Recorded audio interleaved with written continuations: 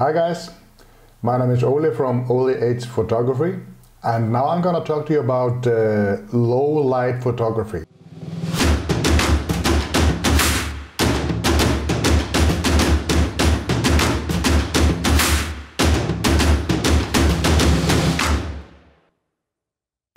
First of all, if you're shooting low light, it's not complicated at all. It's like, but it's not as easy as shooting in good light. You have to know a few things. First and foremost, you have to know and understand aperture, ISO, and speed. These three settings, these three pillars of photography, you have to understand them, and you have to understand the relations between them. Also, you need to know your camera. You need to know how to operate the camera in the dark. It's very difficult if you're in a low light situation and you constantly have to have a flashlight or you know, go to a better light to adjust your camera. You're gonna miss everything. So, ISO, aperture, speed, and know your gear. So for this shoot, we went up to the mountains. I was a little confused actually on where we were going. I misunderstood. Language problems. We're on the top of a mountain, or well, maybe not on top, at least on the way to the top of a mountain.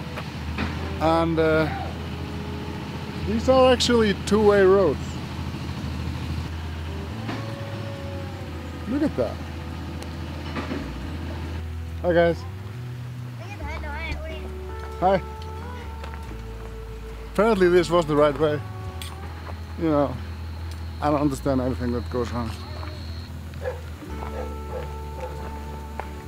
If I had to choose two things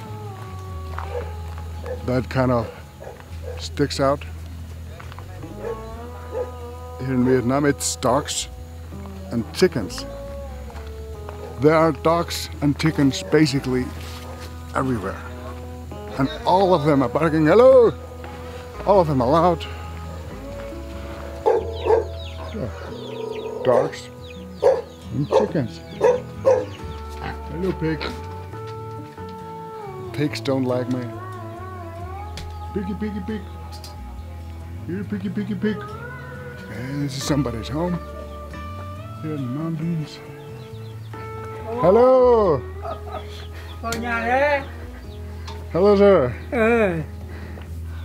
We came at this, well, house, very poor, you know, household, and the grandfather was home with the kids. We paid him, of course, a little bit for this. We're trying to set up a shoot. Just got invited here. It's an amazing place. It's a little dark, so we're kind of trying to figure out how we're going to light this place up. So for that, we're going to make a little fire inside the house. Never done that before. There were daylight coming into the house, but there was only just like this one door on this house, and it was not small. It was not like a small cabin. It was pretty big, and kind of like it was so dark. It had a clay floor, you know, wooden walls, and with blankets and stuff, all dark stuff. So the little light that entered just got swallowed by the darkness, kind of. So we had to do something about that. First of all, I managed, you know, of course you can move the people a little bit closer to the light, and I did that, you know. But we did make a fire within in the house, like it was like a stove. Beautiful light that came from that actually. But while they were making the fire, I managed to shoot a few photos just from the light from the door. So the first photos, like I said, I had very little light, and we had to do, like, I had to put my ISO. I was at 2.8 in aperture. My speed was, you know, as slow as I possibly could. I was, you know, down to 50 maybe. I do not have a a stabilizer on my 2470. So I was down to like, yeah, I would say 50, and the ISO was, you know, up to 6,400.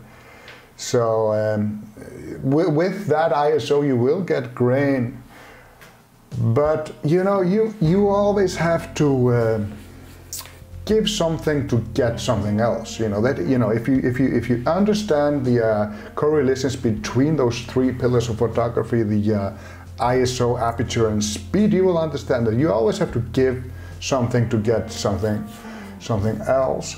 I don't mind grain actually. It's you know, it's. I think it's in some cases it's cool. It's better than have it too soft.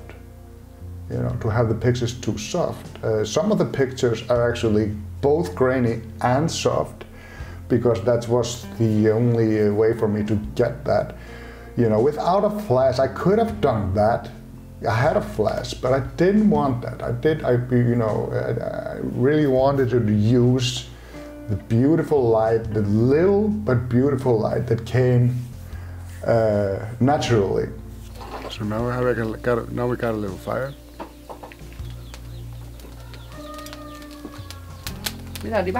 So we should be able to shoot. Here I had lower because I have, like I said in the earlier photos, my ISO was about 6,400 down to like, you know, I don't know, 4,000, depending on which direction I was shooting.